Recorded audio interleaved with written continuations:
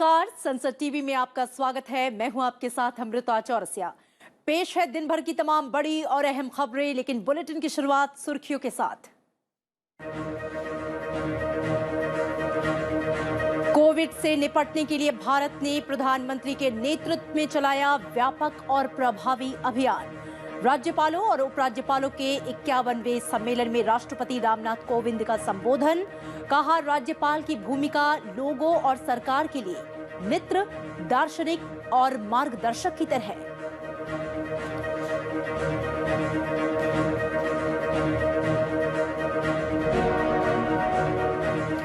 हर घर दस्तक अभियान के तहत सभी नागरिकों के टीकाकरण पर सरकार का जोर।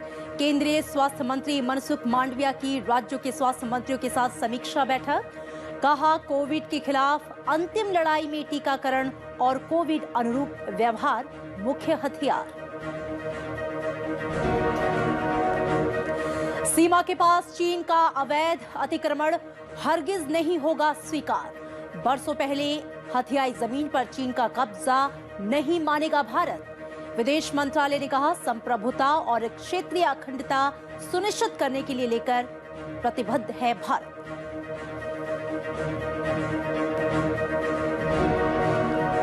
तमिलनाडु के कई इलाकों में मूसलाधार बारिश से जनजीवन प्रभावित। नीलगिरी, कोयंबटूर और कन्याकुमारी में भारी बारिश का अनुमान। मुख्यमंत्री एमके स्टालिन ने बैठक कर हालात का लिया जायजा। राहत गतिविधियों में तेजी लाने के निर्देश।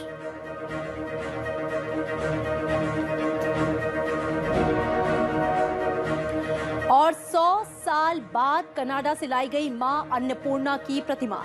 दिल्ली में भव्य समारोह में संस्कृति मंत्रालय ने उत्तर प्रदेश सरकार को सौंपी मूर्ति। कई जिलों में शोभा यात्रा के बाद 15 नवंबर को काशी विश्वनाथ मंदिर में होगी प्राण प्रतिष्ठा।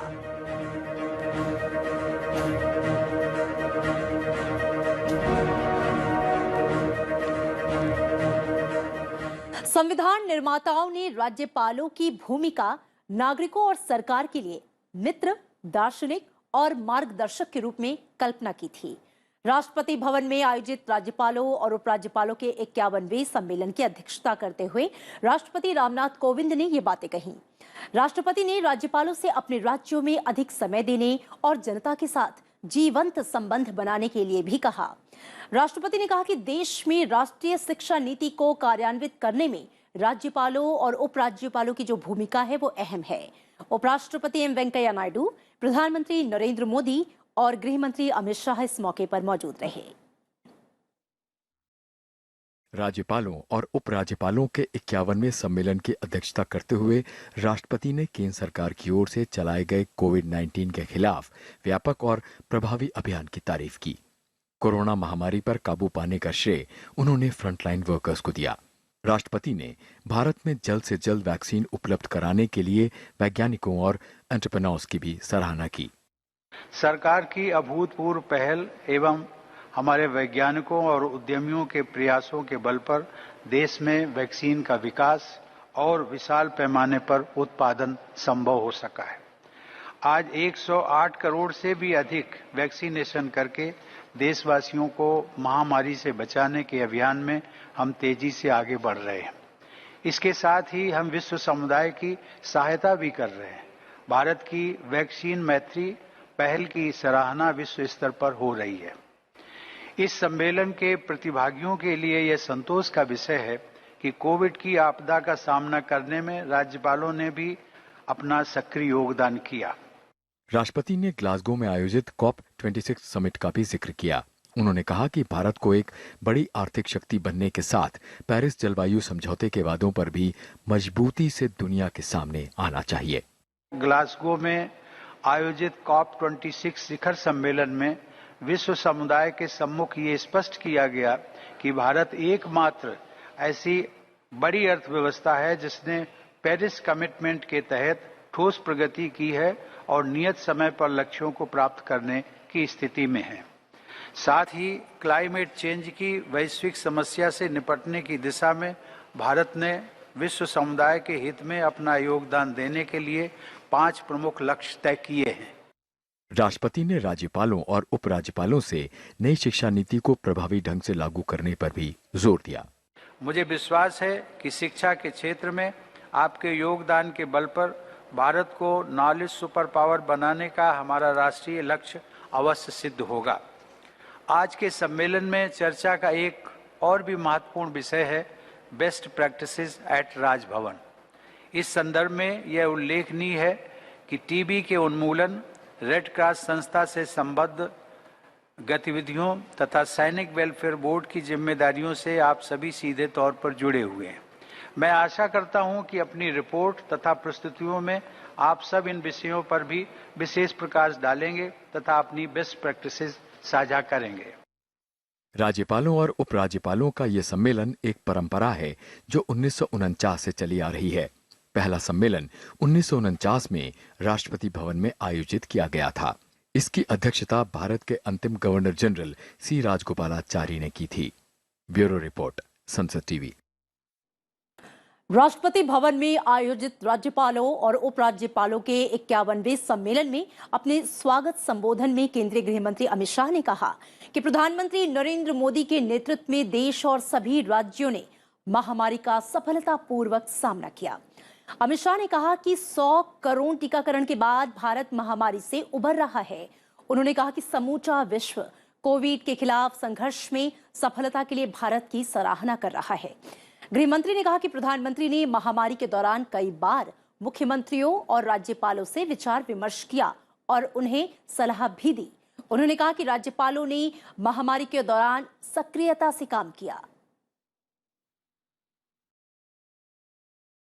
15 नवंबर जो भगवान बिरसा मुंडा का जन्मदिन है, उस दिन को आदि जाति गौरव दिन के रूप में मनाने का भारत सरकार ने निर्णय लिया है। मैं मानता हूं ये बहुत महत्वपूर्ण निर्णय है और इस साल क्योंकि आजादी का अमृत महोत्सव है, हम गौरव दिन की जगह एक सप्ताह 15 से 22 तक का मनाएंगे और फिर हर साल भारत सरकार और सभी राज्य सरकारें जनजाति गौरव दिन मनाने का सिलसिला जारी रखेंगी। केंद्रीय स्वास्थ्य मंत्री मनसुख मांडविया ने राज्यों को यह सुनिश्चित करने को कहा है कि उनके यहां सभी वयस्कों को हर घर दस्तक अभियान के दौरान कोविड टीके की पहली खुराक मिले। उन्होंने आज राज्यों और केंद्र शासित प्रदेशों के स्वास्थ्य मंत्रियों के साथ डिजिटल माध्यम से बैठक की। बैठक में राज्यों और केंद्र शासित प्रदेशों में कोविड-19 के नियंत्रण और प्रबंधन के लिए सार्वजनिक स्वास्थ्य उपायों की भी समीक्षा की गई। बैठक में स्वास्थ्य मंत्री ने कहा कि कोविड-19 के खिलाफ लड़ाई अंतिम चरण में है। स्वास्थ्य मंत्री ने कहा कि कोविड के खिलाफ लड़ाई में टीकाकरण और कोविड अनुरूप व्यवहार 2 हथियार हैं और कोविड को पूरी तरह से खत्म होने से पहले अपने सुरक्षा उपायों को कम नहीं करना चाहिए। उन्होंने राज्यों को वैक्सीन की आपूर्ति के बारे में आश्वासन दिया कि देश में टीकों की कोई कमी नहीं है। वर्तमान में 79% वयस्क आबादी को टीके की पहली खुराक मिल चुकी है और 38% को दूसरी खुराक मिल चुकी है। 2 करोड़ से अधिक लाभार्थियों को कोविड-19 रोधी टीके की दूसरी खुराक लगनी है। भारत में कोविड-19 टीकाकरण में 110 करोड़ का अहम पड़ाव पार कर लिया है। पिछले 24 घंटे में 57 लाख से अधिक कोविड रोधी टीके लगाए जा चुके हैं। पिछले 24 घंटे में 13,091 नए मामले सामने आए। वहीं पिछले 24 घंटे में 13,878 मरीज ठीक हुए हैं। कोविड से स्वस्थ होने की जो वर्तमान दर है वो 98.25% हो गई है।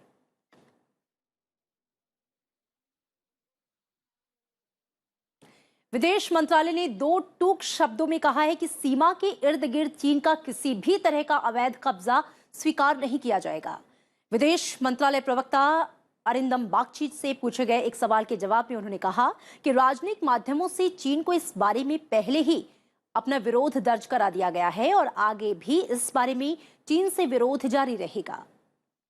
विदेश मंत्रालय के प्रवक्ता ने कहा कि चीन ने पिछले कई सालों से कुछ इलाकों में अवैध निर्माण किया है और इसका भारी विरोध किया गया। इसी बीच भारत ने सीमा के पास बुनियादी ढांचे का निर्माण शुरू कर दिया है ताकि देश के अन्य हिस्सों के साथ संपर्क बढ़े। विदेश मंत्रालय प्रवक्ता बागची ने कहा कि भारत स्थिति पर पैनी नजर बनाए हुए है और संप्रभुता और क्षेत्रीय अखंडता को बचाने के लिए सभी उपाय किए जा रहे हैं। China has undertaken construction activities in the past several years along the border areas. including in the areas that it has illegally occupied over decades. India has neither accepted such illegal occupation of our territory, nor has it accepted the unjustified Chinese claims. Government has always conveyed its strong protest to such activities through diplomatic means and will continue to do so in the future. Further, as conveyed earlier, the government has also stepped up border infrastructure, including the construction of roads, bridges, etc., which have provided much needed connectivity to the local population along the border. Bharat और पाकिस्तान के बीच Kartarpur corridor फिर से खोला जाएगा। आने वाले दिनों में गुरु पर्व को देखते हुए 17 नवंबर से 26 नवंबर के बीच 1500 तीर्थयात्रियों का जत्था भारत से पाकिस्तान जाएगा। ये यात्रा अटारी वाघा सीमा के माध्यम से आयोजित की जाएगी।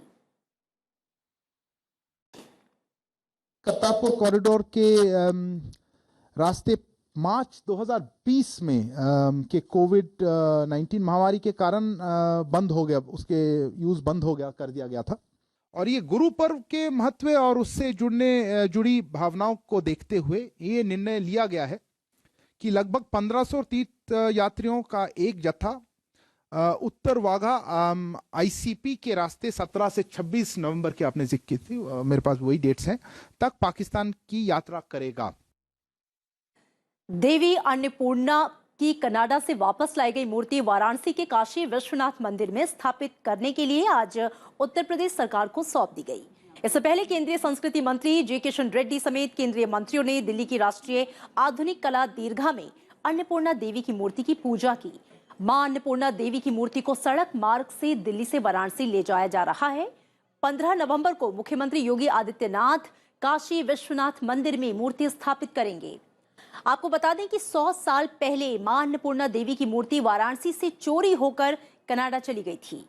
प्रधानमंत्री नरेंद्र मोदी ने लगातार प्रयास करके कनाडा सरकार के साथ संपर्क स्थापित करके इस मूर्ति को वापस मंगवाया, जिसके बाद अब मां अन्नपूर्णा देवी की इस मूर्ति को वाराणसी में फिर से स्थापित किया जाएगा।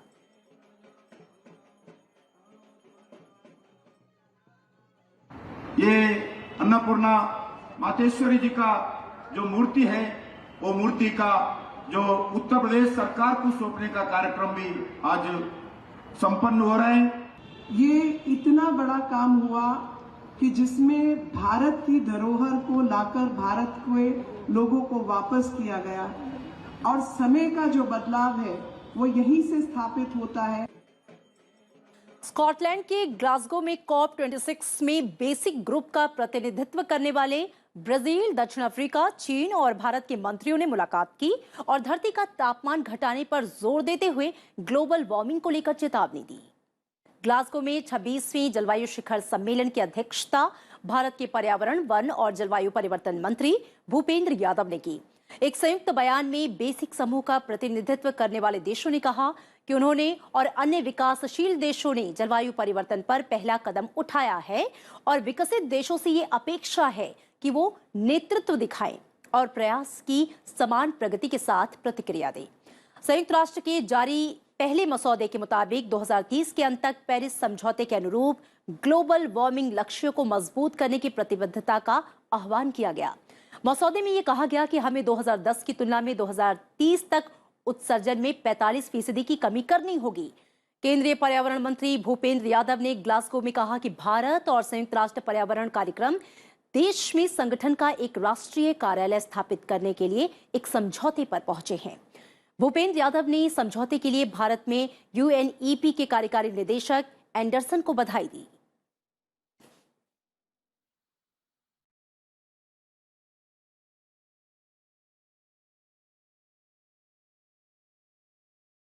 और राज्यों की इस खबर की ओर हम रुख करेंगे, लेकिन उससे पहले लेते हैं एक छोटा सा ब्रेक।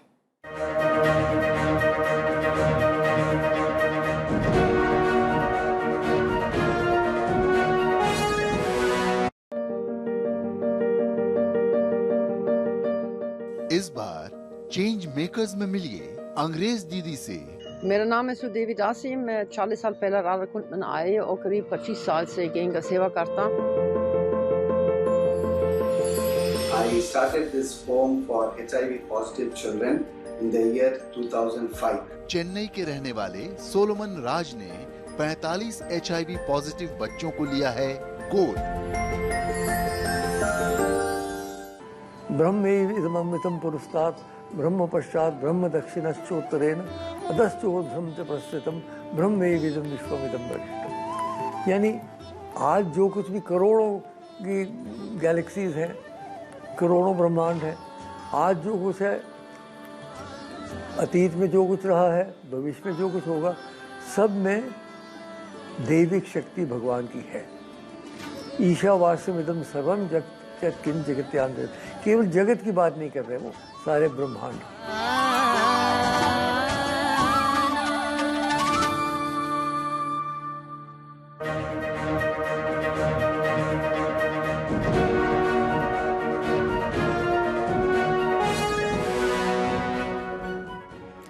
ब्रेक के बाद स्वागत है आपका। आप देख रहे हैं आज की खबर और अब वक्त राज्यों से जुड़ी अहम खबरों को जानने का।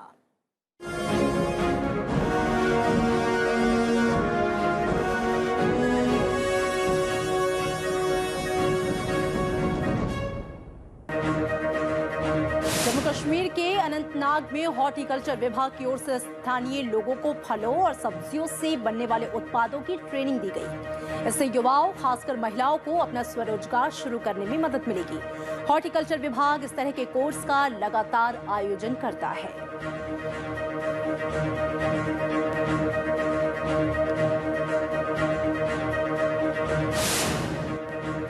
पंजाब विधानसभा के 2 दिवसीय सत्र के आखिरी दिन सदन में गतिरोध हुआ।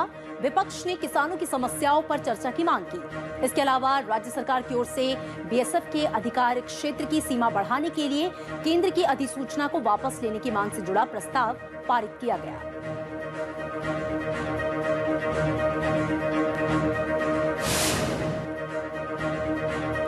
System of air quality and weather forecasting and research के मुताबिक आज दिल्ली का एयर क्वालिटी इंडेक्स 360 दर्ज किया गया। ये बहुत ही खराब श्रेणी है। इससे पहले बीते दिन ये स्तर 382 पर था। कई इलाकों में स्मॉग की लेयर सुबह से छाई हुई है।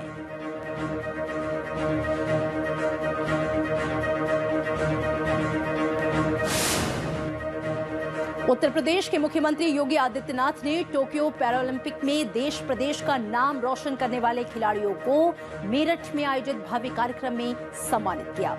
सरदार पटेल कृषि विश्वविद्यालय में हुए इस विशेष समारोह में केंद्रीय खेल मंत्री अनुराग ठाकुर भी शामिल हुए।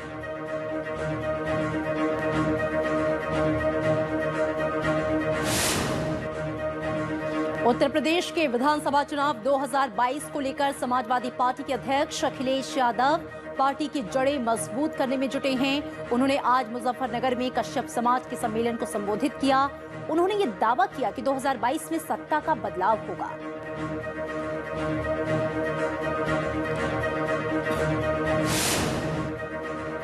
कानपुर में जीका वायरस के बढ़ते केस को देखते हुए डोर डोर सर्वे और एहतियाती उपाय किए जा रहे हैं। स्वास्थ्य विभाग और नगर निगम के कर्मचारी घर घर जाकर संदिग्ध मरीजों की पहचान करने में लगे हैं। कानपुर जिले में जीका वायरस के 16 और नए मरीज मिले हैं।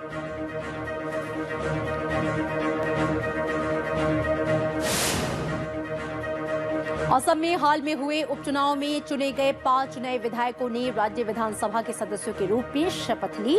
विधानसभा के अध्यक्ष विश्वजीत दैमारी ने इनको सदन की सदस्यता की शपथ दिलाई।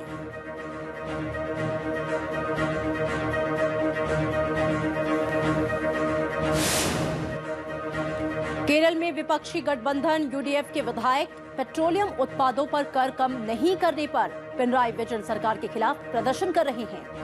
अपना विरोध दर्ज कराने के लिए वो आज साइकिल पर सवार होकर विधानसभा पहुंचे। विपक्ष के नेता वीडी सतीसन ने साइकिल चालकों का नेतृत्व किया।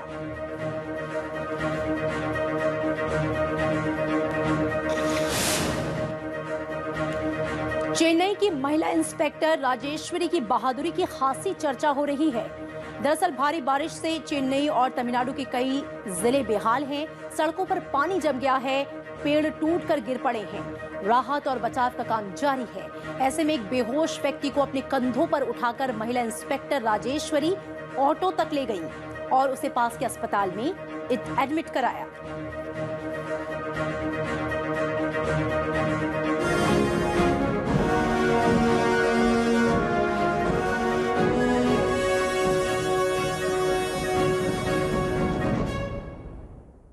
प्रधानमंत्री नरेंद्र मोदी कल वीडियो कॉन्फ्रेंसिंग के जरिए रिजर्व बैंक ऑफ इंडिया की 2 नई ग्राहक केंद्रित पहल का शुभारंभ करेंगे। यह पहल है आरबीआई खुदरा प्रत्यक्ष योजना और रिजर्व बैंक एकीकृत लोकपाल योजना। आरबीआई खुदरा प्रत्यक्ष योजना का उद्देश्य खुदरा निवेशकों के लिए सरकारी प्रतिभूति बाजार तक पहुंच बढ़ाना है। ये उन्हें केंद्र और राज्य सरकारों की तरफ से जारी प्रतिभूतियों में सीधे निवेश का अवसर मुहैया कराती है।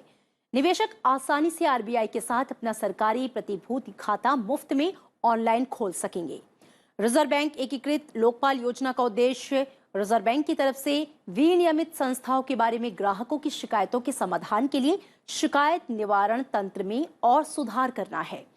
ग्राहकों की शिकायत दर्ज कराने की ये योजना एक पोर्टल, एक ईमेल और एक पते के साथ एक राष्ट्र एक लोकपाल पर आधारित है। बहुभाषी टोल फ्री नंबर पर शिकायत निवारण और शिकायत दर्ज करने में सहायता के बारे में सभी जानकारी हासिल की जा सकेगी।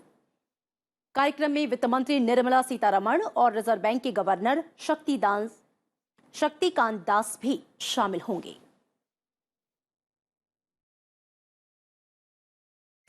तमिलनाडु में चेन्नई समेत दूसरे जिलों में जारी मूसलाधार बारिश से सामान्य जीवन अस्त व्यस्त हो गया है। बंगाल की खाड़ी के ऊपर बने दबाव से उत्तरी तमिलनाडु और दक्षिणी आंध्र प्रदेश के बीच के तट को पार करने की संभावना है।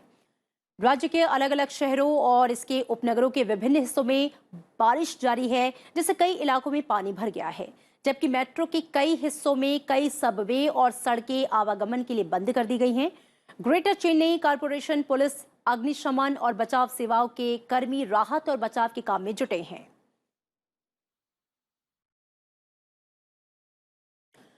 इस मुख्यमंत्री एमके स्टालिन ने स्थिति की समीक्षा की और संबंधित मंत्रियों और अधिकारियों से प्रभावित इलाकों में राहत गतिविधियों में तेजी लाने और राहत शिविरों में गुणवत्तापूर्ण भोजन और चिकित्सा सुविधाएं सुनिश्चित करने का निर्देश दिया। साथ ही उन्होंने फसलों के नुकसान को रोकने के लिए संबंधित अधिकारियों को ठोस कदम उठाने के निर्देश दिए।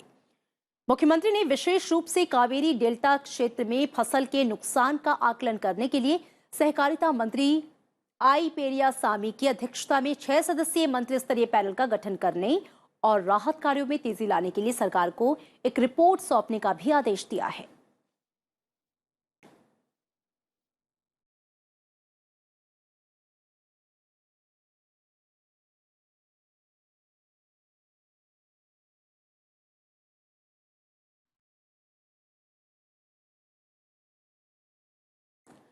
और इसी बीच मौसम विभाग के मुताबिक चेन्नई, कांचीपुरम और विलपुरम समेत उत्तरी तमिलनाडु के जिलों में भारी से बहुत भारी बारिश होने का अनुमान है, जबकि शहर और इसके उपनगरों में पूरी रात तेज बारिश हुई।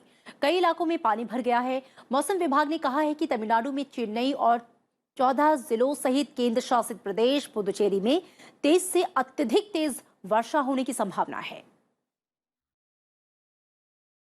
There will be strong surface winds with gustiness of the order of 40 to 45 km per hour is likely to prevail over Chennai, Tiruvallur, Kanchipuram, Chengalpattu and Viluppuram districts. As far as the rainfall forecast is concerned, over the districts Chennai, Kanchipuram, Chengalpattu, Tiruvallur, Ranipettai, few places heavy to very heavy and 1 or 2 places extremely heavy is likely to occur. Over Velur, Tiruvannamalai, Viluppuram, Tirupattur districts, few places heavy to very heavy rainfall is likely to occur. This is the current scenario message. As far as the rainfall is concerned, till now what we received, more rain is occurred, data is yet to come. चीनी communist party की उच्च स्तरीय बैठक में party की बीते 100 सालों की अहम उपलब्धियों को लेकर ऐतिहासिक प्रस्ताव पारित किया गया। इसके साथ ही अगले साल चीन के राष्ट्रपति शी जिनपिंग के रिकॉर्ड तीसरे कार्यकाल के लिए भी रास्ता साफ कर दिया गया। पार्टी की 19वीं केंद्रीय समिति का छठा पूर्ण अधिवेशन 8 से 11 नवंबर को बीजिंग में आयोजित किया गया। अधिवेशन संपन्न होने के बाद यह बताया गया कि बैठक में ऐतिहासिक प्रस्ताव की समीक्षा कर इसे पारित किया गया। सीपीसी के 100 साल के इतिहास में ये इस तरह का मात्र तीसरा प्रस्ताव है। बैठक के दौरान सीपीसी के राजनीतिक ब्यूरो की ओर से शी जिनपिंग को सौंपी गई कार्य रिपोर्ट पर भी चर्चा हुई। सत्र में 2022 के उत्तरार्ध में बीजिंग में सीपीसी की 20वीं नेशनल कांग्रेस आयोजित करने के प्रस्ताव को भी मंजूरी दी गई, जिसमें उम्मीद की जा रही है कि शी जिनपिंग के नाम को आधिकारिक रूप से तीसरे कार्यकाल के लिए प्रस्तावित किया जाएगा। शी जिनपिंग को 2016 में पार्टी के केंद्रीय नेता का दर्जा दिया गया था, जो माओ के बाद ये दर्जा पाने वाले पहले नेता हैं।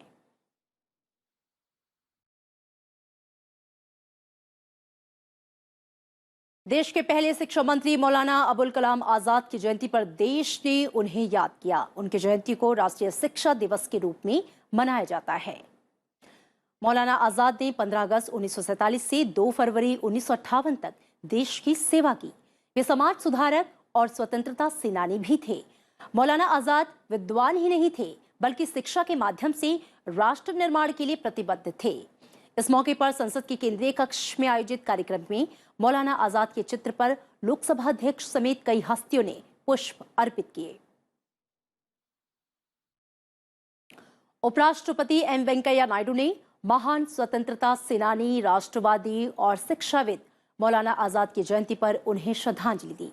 उपराष्ट्रपति ने कहा कि मौलाना आजाद ने राष्ट्रीय एकता और मूल्य आधारित शिक्षा को बढ़ावा देने के लिए काम किया। प्रधानमंत्री नरेंद्र मोदी ने भी ट्वीट में कहा कि बुद्धिजीवी और विचारक मौलाना आजाद की स्वतंत्रता संग्राम में भूमिका प्रेरणादायी है। वह शिक्षा के क्षेत्र को लेकर बेहद गंभीर थे और उन्होंने समाज में भाईचारे को मजबूत करने के लिए काम किया।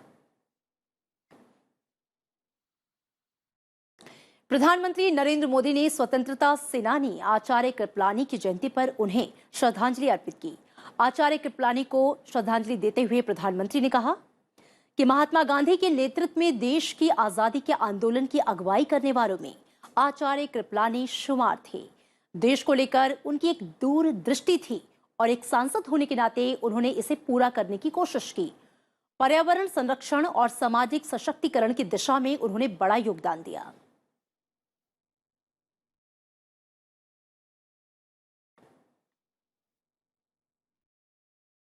और इसी के साथ बुलेटिन में इतना ही। चलते चलते आपको छोड़ जाते हैं सोने, चांदी और अमेरिकन डायमंड से सजी रुद्र वीणा की झलकियों के साथ। मुझे दीजिए इजाजत। नमस्कार।